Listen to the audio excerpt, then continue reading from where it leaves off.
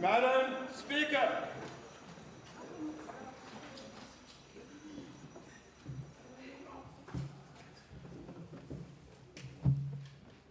Please be seated.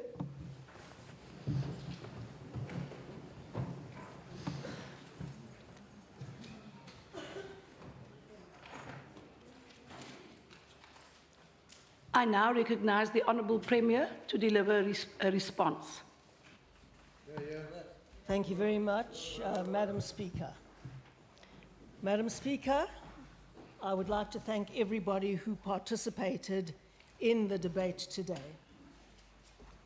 And to respond firstly to the Honourable Leader of the Opposition, who began appropriately enough with a quote from Vladimir Lenin, in which he said, "A democracy for an insignificant minority is a democracy for the rich." Now, that was a good quote to start with for the Honourable Fransman, because no quote could better define, Madam Speaker, the ANC's administration in this province. It was indeed a democracy for an insignificant minority, a democracy for the rich. And in fact, the person who was in charge of that and led the charge for that was none other than the Honourable Fransman.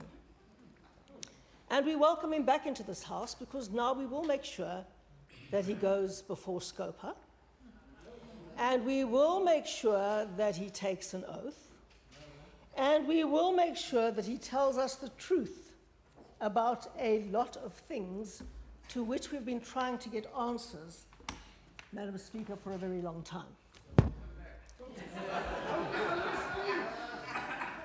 So we give you a very warm welcome back.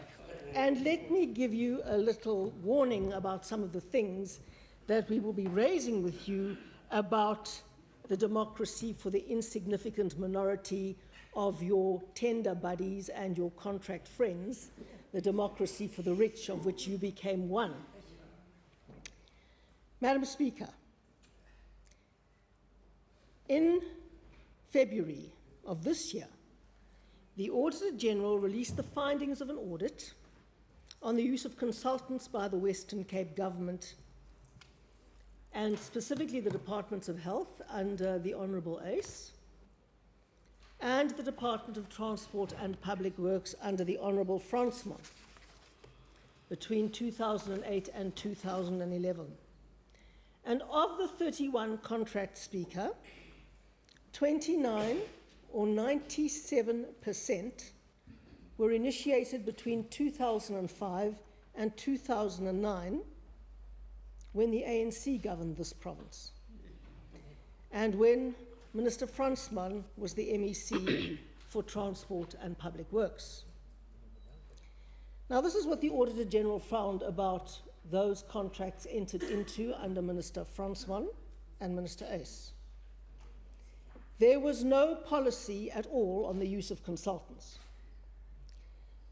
A large proportion of the contracts, and especially the biggest ones, Madam Speaker, were awarded on limited bidding processes where competitive bids were not invited.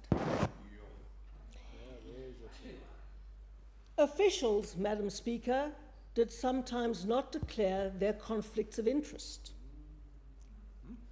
Contracts were put in place, Madam Speaker, that had no cost limit and no expiry date.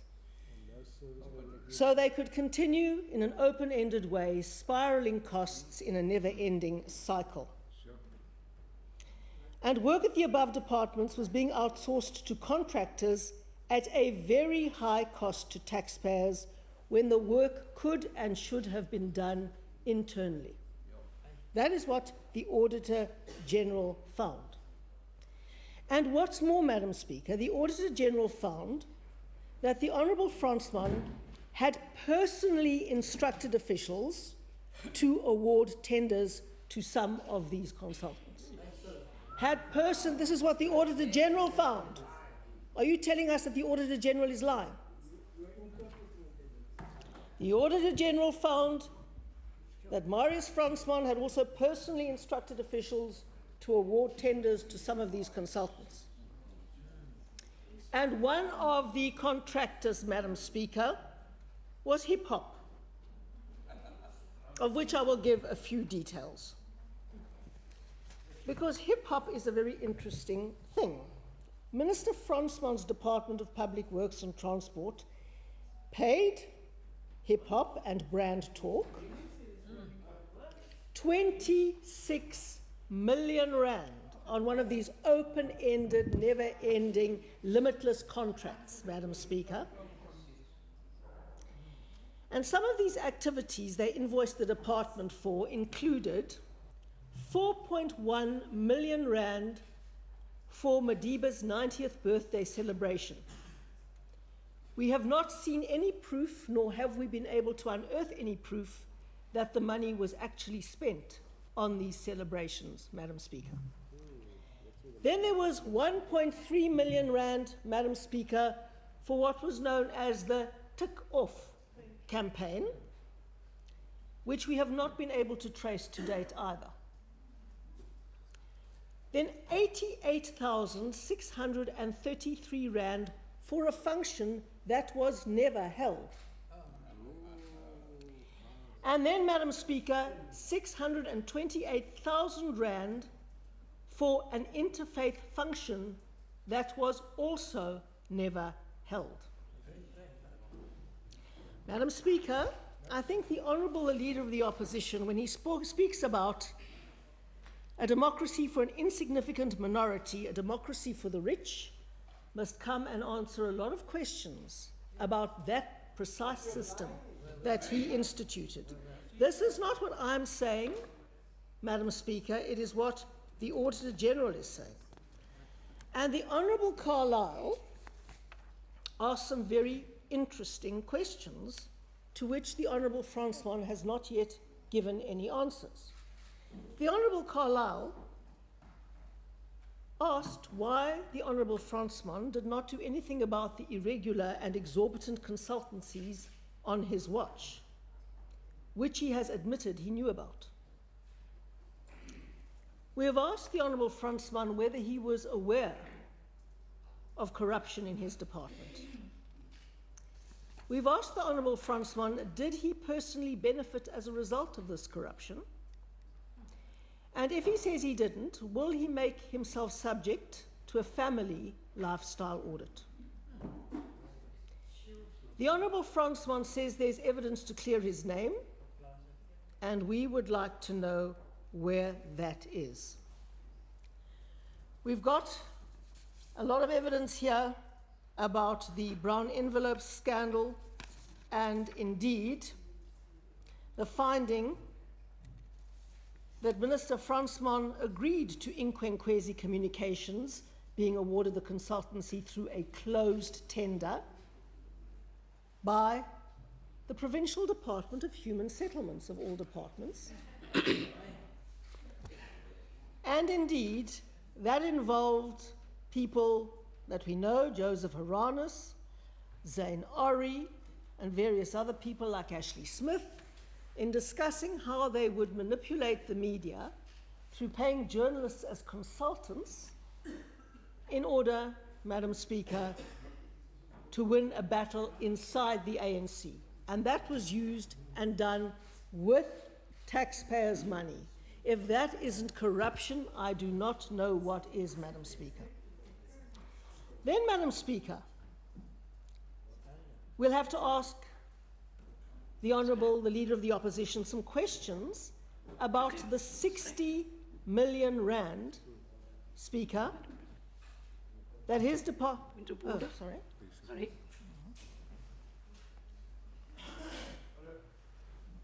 On a point of order, Speaker, is the Premier justified to speak on those issues outside her speech or our response on her speech? Yes. She's responding to the integrity of the Leader of Opposition. Yes, it's a relevant, Speaker. Based on what I'm hearing, I think it does form an integral part of the response to the debate, yes. Thank you very much, Speaker. Well, Speaker, I just want to know, are you saying based on what you are hearing from speakers who are sitting down, not raising an issue of this issue about this problem. Because they're just howling. Can't take that as a direction for this house. Sorry, member, that's not a point of order. Sorry, that's not a point of order, Speaker. Speaker, the point that is being raised here is the relevance to the responses on the Premier's State of the Province address. Excuse me, Sorry, ma'am. if I could just, I think the introductory line which the leader of the opposition posed is what is being responded to, so I deem it to be relevant. Correct. It's absolutely relevant to their arguments that we have been a government that only looks after a few people. And I'm speaking about the allegations that were made about our funding priorities, and I am speaking a little bit about the Honourable Fransman's record. Maybe the Honourable Fransman, Madam Speaker, would like to tell this House about the 60 million rand that his department spent on training 700 young people under the Learnership 1000 program, and those learners, for the cost of 60 million rand, never received any form of accreditation. And so their learnerships actually were worthless, but they cost the taxpayers of South Africa 60 million rand. Then the Honourable Fransman may remember his little jaunt to Dubai when they improperly and illegally pitched the sale of the Somerset Hospital site to Dubai World. And then you might remember that the Honourable Fransman sold the 22-hectare Conradi Hospital site for 80 million rand to Eliza Elicha Investments, which was a consortium, and that he said at the time that they were the highest bidder. Well, a small investigation, Madam Speaker, showed that there were two higher bidders, and the highest bidder was 45 million rand higher. Which meant,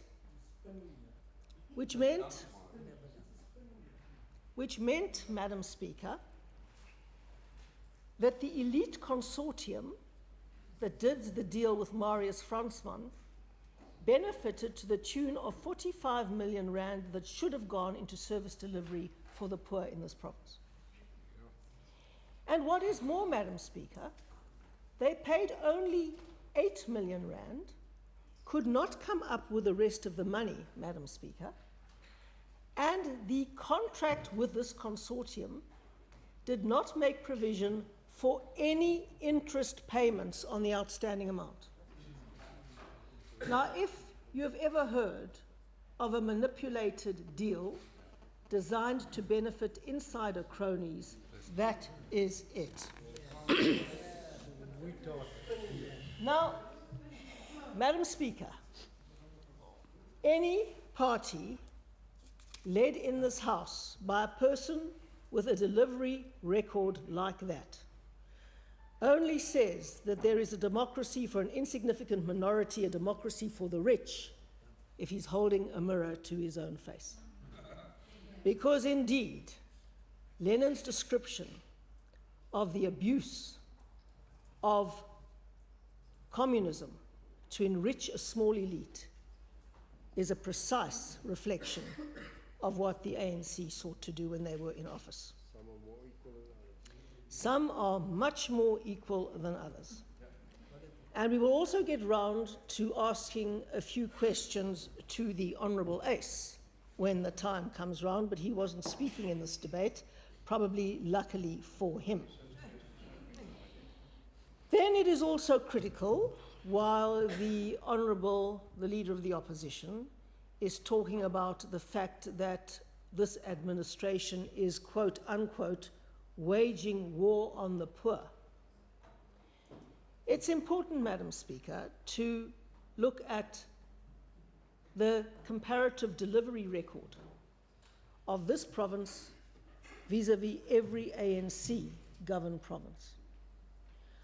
I would listen with more intent and less cynicism, Madam Speaker, if the Honourable the Leader of the Opposition came here and said, this is how we are achieving all the successes in uplifting the poor in other provinces.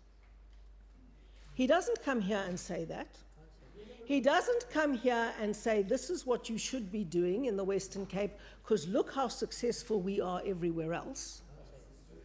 He comes and says, we are waging war on the poor, when his own government at national level is showing that that is a complete lie. Much has been said about sanitation here today. And in fact, I have here the relevant page from the census, Speaker. And it looks at flush or chemical toilets by province. And the Western Cape statistic is by far the highest of any of the provinces. For flush and chemical toilets, we are at 90.5%. Despite the fact, we certainly not inherited it. What we did inherit was significant urbanization, and we not only kept pace with the rate of urbanization, Honourable Jantji, we exceeded it. Yep. And so, Honourable Jantji, this province has grown by 30% in the last 10 years, and by 46% since 1996, and we still, Madam Speaker, have 90.5% delivery of flush or chemical toilets. Gauteng is at 86.5%, if you would like to know, Honourable Magaka. And the Eastern Cape is at 46%, the Northern Cape at 66%, Limpopo at 22%, and so I can continue. And we've also been found to have the best free basic service package of any province in the entire country. Free basic services, and I announced that we would regard access to limited free Wi-Fi as a basic service, Madam Speaker. So before there are allegations that we are waging war on the poor, maybe the Honourable Francois might want to read some of his own national government statistics and see precisely how much better we are doing than any ANC-governed province. And Madam Speaker, we haven't done enough. We will work our whole lives and never have done enough, because the demand for shelter and housing is so great that if we were to meet it, we would have to build as many houses again as have ever been built in the city of Cape Town. Ever been built by the public and private sector, ever. And that is over 1 million houses. So, that is the scale of the challenge that we face, Madam Speaker. And this government does not steal money. We do not manipulate tenders.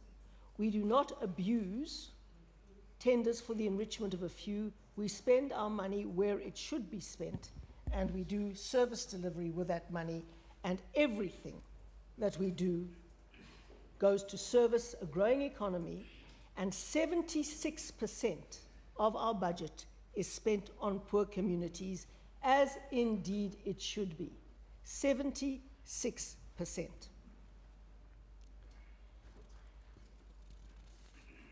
Madam Speaker, if we talk about the economy and growth, the best way to achieve social inclusion is by getting a job. And that is the challenge. And I think that Minister Winde answered all of the points on the economy very, very tellingly, so I don't have to repeat what Minister Winde said. But it is extraordinary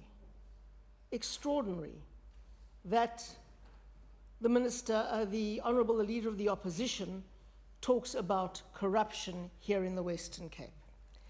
Because, indeed, I would like him to point out where that corruption is, and I would like him to tell us what we have not done to support the youth, which is what he's been arguing that we need to do. The National Youth Development Agency, he says, has not been adequately supported by this Western Cape government. Let me just remind the Honourable Leader of the Opposition about the record of the NYDA, which comes close to matching his own. Not quite, but nearly. Because at a parliamentary hearing in 2013, it was revealed, Madam Speaker, that the suspended National Youth Development Agency CEO, one Mr. Stephen Ngubeni, is being investigated for approving a 9 million rand project without following proper procedure. And then there are other examples of money that was squandered: 10 million rand on a youth award ceremony, 11 million rand per year on salaries for the NYDA board, 28 million rand a year for travel and accommodation, 100 million rand for the World Youth Festival, also known as the Kissing Festival, and unknown amounts allegedly involved in credit card fraud. And indeed, the Honourable, the Leader of the Opposition, should have stood up and congratulated us on our foresight for not pouring the money of the Western Cape into this bottomless pit of corruption, because it was good foresight and we ensured. Let me... But unfortunately, it was the case. Madam Speaker,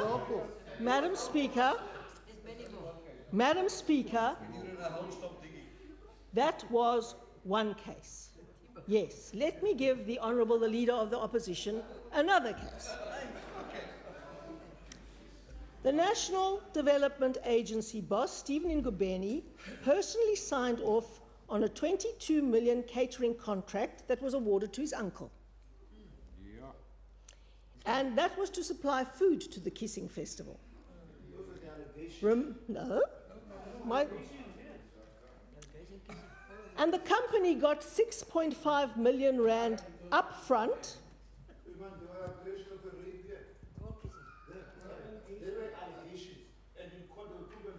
They were proven to be wrong. When has Stephen Ngubeni been proved to be wrong, Court? The company got 6.5... Order.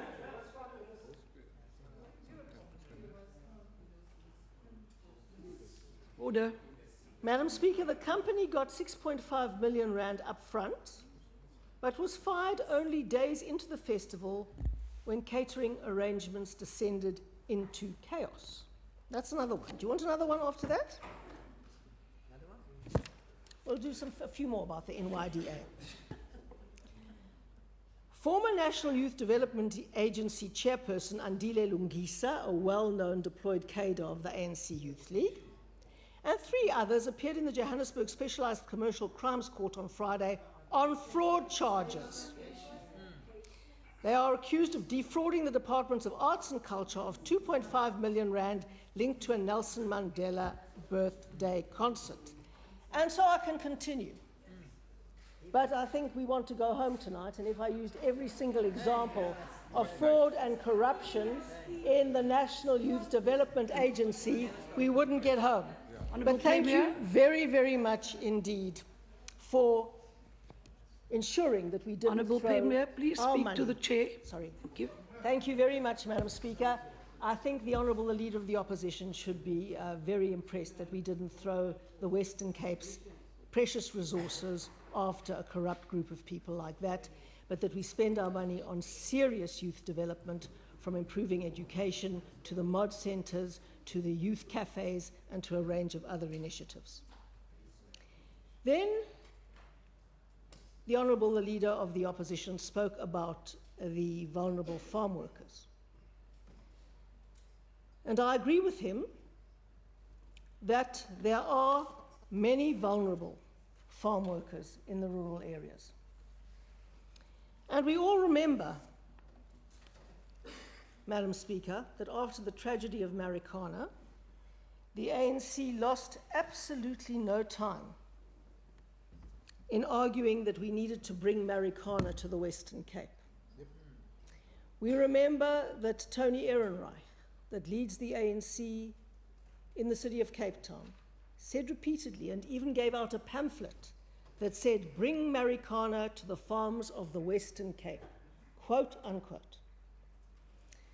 And as the protests spread, after a 4.1 million rand donation by the then Minister of Agricultural Affairs, Fisheries and Forestry, led by Bausi, and fueled by the resources given by the national government to bring Marikana to the Western Cape, the Honourable the Leader of the Opposition himself was there, making his presence felt and announcing "Die Boere gaan," words that will be ruled unparliamentary, even though I'm only quoting the Leader of the Opposition. And so this is what we get for the concern for the rural areas. And in fact, he was then the Deputy Minister of International Relations, but he did absolutely nothing, Madam Speaker, to deal with the root cause of the problem, which was the friction between seasonal workers coming from Lesotho and from Zimbabwe, the latter of which had been given exemption from the labour regulations to be able to work on farms. The Lesotho workers had not been, and it created massive friction and problems. And if, as the Deputy Minister of International Relations, he had sought to sort out that problem, he would have had a role to play there, but his only role there was a political role to try and bring Marikana to the Western Cape. That was his purpose, and that's what he tried to do. Fortunately, for all the workers and everyone else, the ANC's attempt failed. And of course we must fix the problem. Of course we must fix the problem of vulnerable workers, especially migrant seasonal workers. And the National Development Plan has a very good plan to do so. And we support that plan. And just today, Honourable Speaker, I can tell the Honourable Jantji, I made an offer to the national government that the Western Cape would pioneer the land reform proposal in the National Development Plan. With no success. So the Mpumalanga experiment has had millions poured into it, and we know what's happening there. I will speak about evictions in a moment because the Honourable David spoke about evictions. I'm still dealing with you, Honourable Francois. So I'll come to evictions in a moment because the Honourable David's raised the question of evictions. But when we have the National Development Plan on the table, Madam Speaker, right there, without ever even waiting for the outcome of the Mpumalanga trial, Minister Gugili and Quinty announces a plan that completely undermines the proposal in the National Development Plan. And this, Madam Speaker, is just after President Zuma has announced in the State of the Nation address that he wants agriculture to create 1 million jobs by 2030. And the next week, Minister Gugile and Quinty announces a plan that will in fact destroy what remains of viable agriculture. And it is the precise opposite of what is envisaged in the National Development Plan. We've just had an election, Madam Speaker, in which 90% of voters voted for parties that support the National Development Plan. In his own State of the Province address, Madam Speaker, the President reaffirmed his commitment. State of the Nation address, the President, for about the third time, reaffirmed his support for the National Development Plan. Madam Speaker, it is quite clear that there is no connection between the rhetoric of the ANC and its actions. And that is precisely why I went out today and said, we are committed to that plan. We will implement the land reform proposals. We will do them here, and we will make them work in partnership with all stakeholders and the national government. But let's not forget what the National Development Plan said, Madam Speaker, about land reform. It said that the most pressing component of land reform was to deal with a communal tenure system in the most fertile areas of our country. And indeed, Madam Speaker, the wretched, poverty-stricken migrants who come for seasonal work from the Eastern Cape actually, ironically, come from far more fertile land that produces hardly any food and no jobs, and they come to the far less fertile land of the Western Cape to seek seasonal work because of the failure of land reform where it matters most, on our most fertile land. We are doing our best not to mechanize and give them work. But, Madam Speaker, our biggest challenge in land reform and in creating jobs and feeding people, if we want 1 million jobs out of agriculture, is to utilize our most fertile land for this process, from the Makatini Flats right down through the old Transkei and Ciskei, and make sure that that land is radically transformed in terms of tenure systems so that we can start proper agriculture, grow food, and create jobs. And we can actually export food to the rest of Africa and the world if we use that land properly.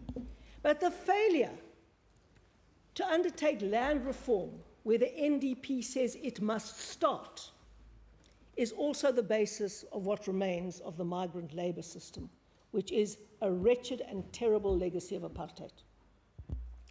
But because of communal land systems, and because of the power of the chiefs, Madam Speaker, to deprive people of land arbitrarily, families still have to be split, and because we don't got no jobs and no food production on that land, miners have to go and work at places like Marikana, and fathers have to come and seek seasonal work on the farms of the Western Cape and leave their families behind lest they should lose their tenuous foothold on the land that is in communal ownership. And so while we're talking about evictions, let's look at the real threat of evictions that underlies the current migrant labour system, the crisis of seasonal workers, the tearing apart of families, and the fact that our most fertile land remains unutilized for the purposes that it should be utilized for, food security and job creation.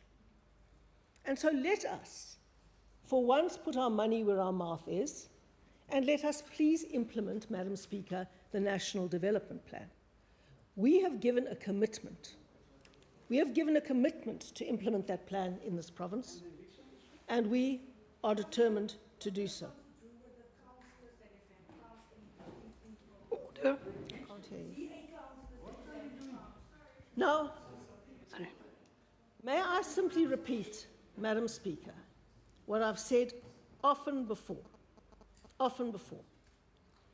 If there is any case of abuse of a farm worker anywhere in this province, I want to hear about it. I want to hear about it. If any farm worker has been beaten or abused, I will personally lay a charge. So please, Honourable Davids, come to me with any cases and I will take them up, because this government will not tolerate people being abused. We will not tolerate it. I would like to talk about another little irony, which some of the honourable members on the side of the House spoke about, Madam Speaker, and that is the irony of Mr. Minister, the Honourable Minister Senzeni Zokwana, paying 26 Rand 30 cents, to be precise, to his worker, Mr. Ndabambi. For the underground wages as a miner. The what? Labor. Are you defending? Yes, so you defending, you got that from an underground So now we have No? the Honourable Magaka having Member said, Makaka? having said that the Member DA Makaka? abuses No, workers. no running commentary, Here please. we have the Honourable Magaka defending paying a worker 26 rand and 30 cents per day and living in a hockey worse than you ever heard. And that is not just an ordinary person paying that. That is none Order. other than the ANC's Minister of Agriculture. Order, member. And if he says a shop steward has the right to pay that to his labourer, where does a shop steward get to own a farm from?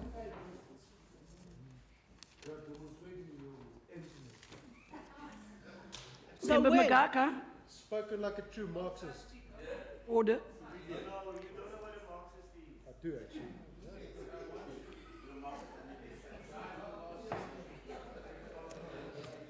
So when? Members, I'd like to call you back to my opening preamble, where I said although interjections are allowed, senseless interjections and running commentary do not add value to the debate and will be stopped. I will exercise this option if you persist in interjecting. Right. You may proceed, Honourable Premier. Thank you very much. I'm still dealing with the Honourable Fransman, and I'm going to still be dealing with him for a long time because he said many things.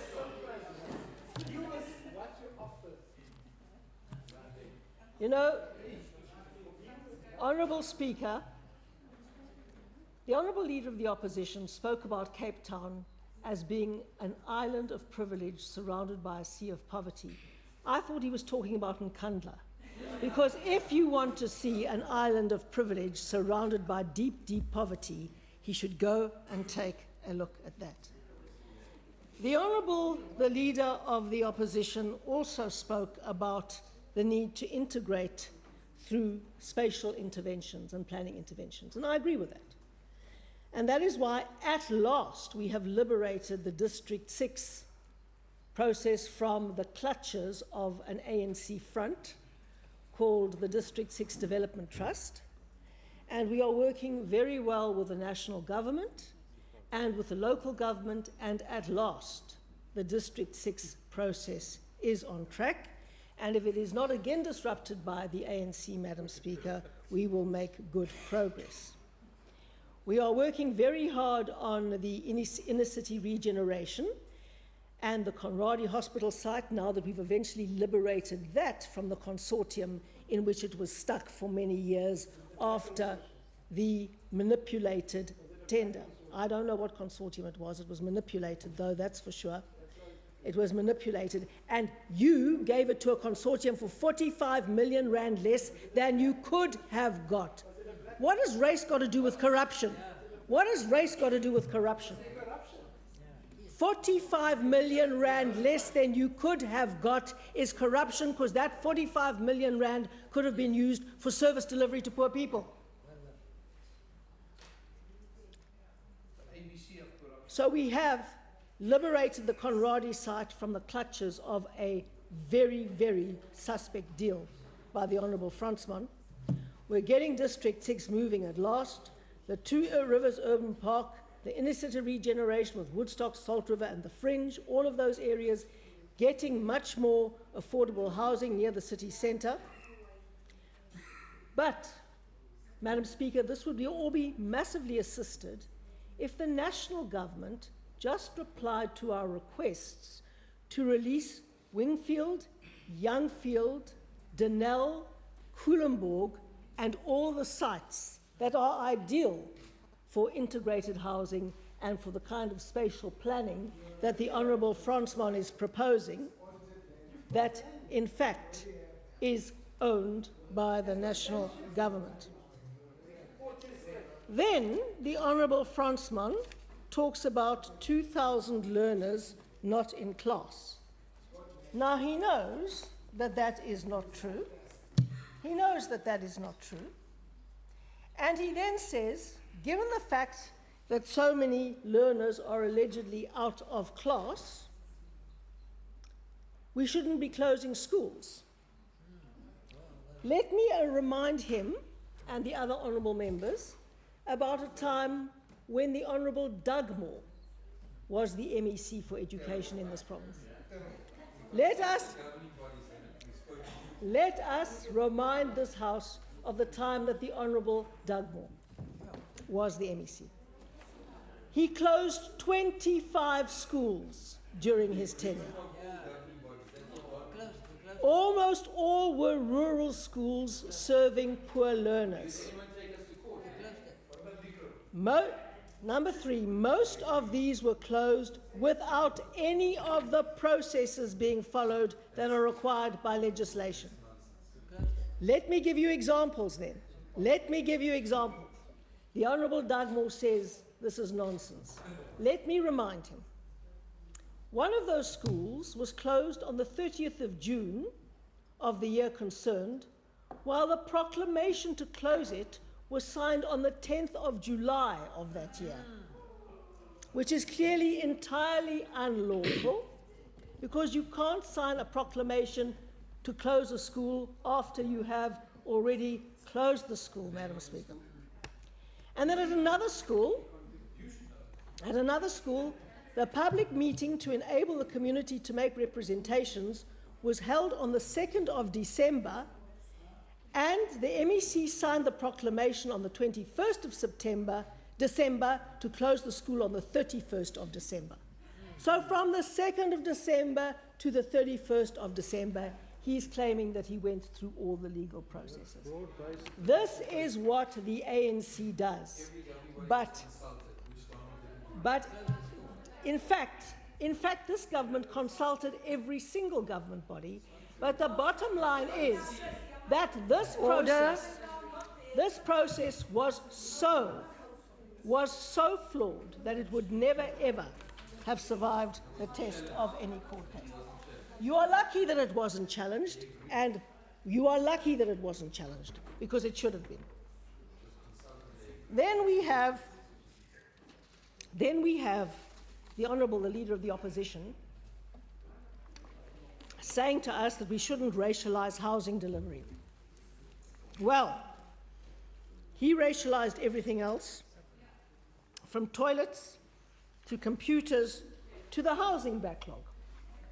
And let me say to the people who wanted to say things about housing, it is as well to quote an ANC national minister about housing, so that you're all reminded that what the Honourable Madiki Zille said in this House today is absolutely in line with the ANC's policies, with the National Development Plan, and with the position taken by ANC ministers nationally. Let me remind you.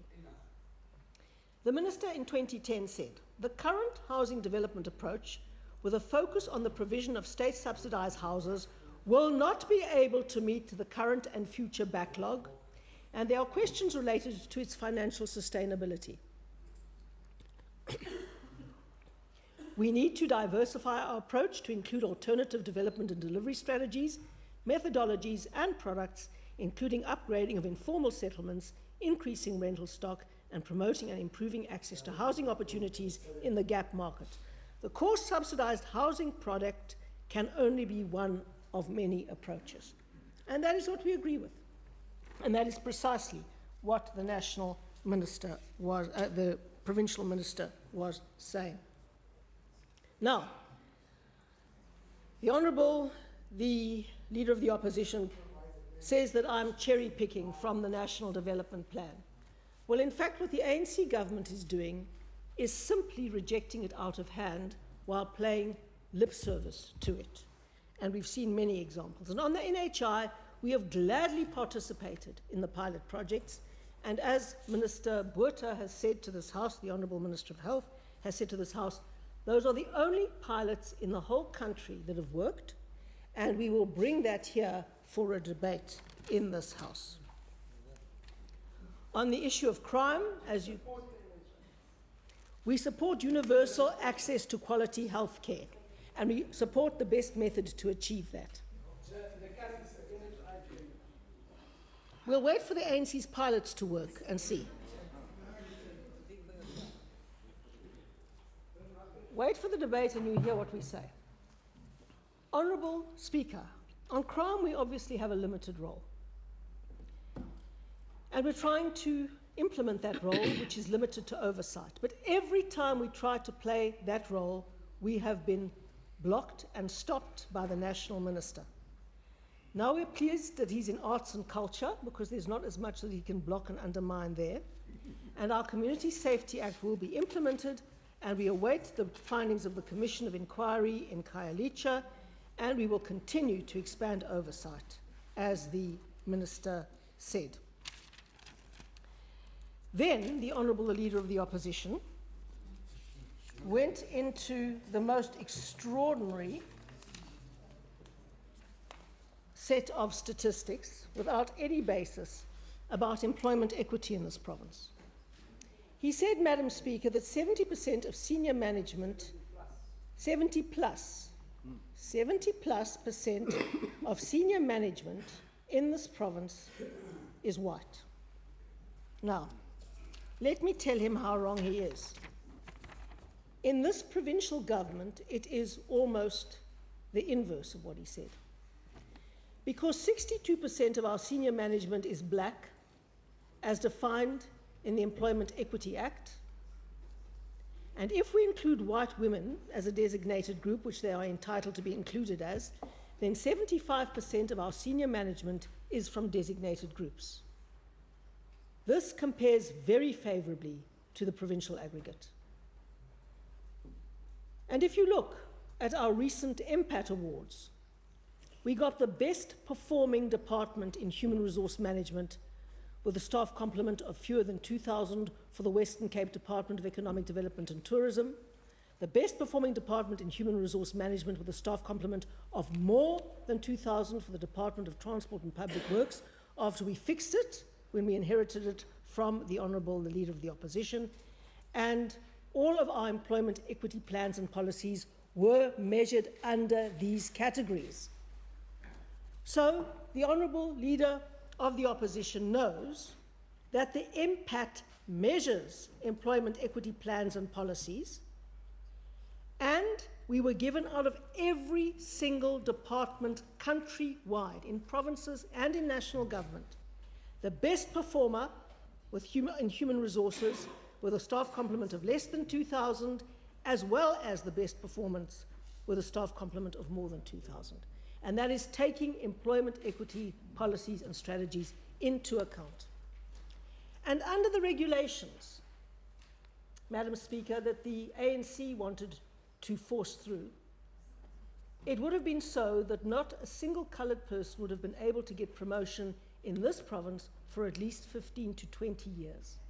And we are not going to accept that kind of manipulation and that kind of abuse, Madam Speaker.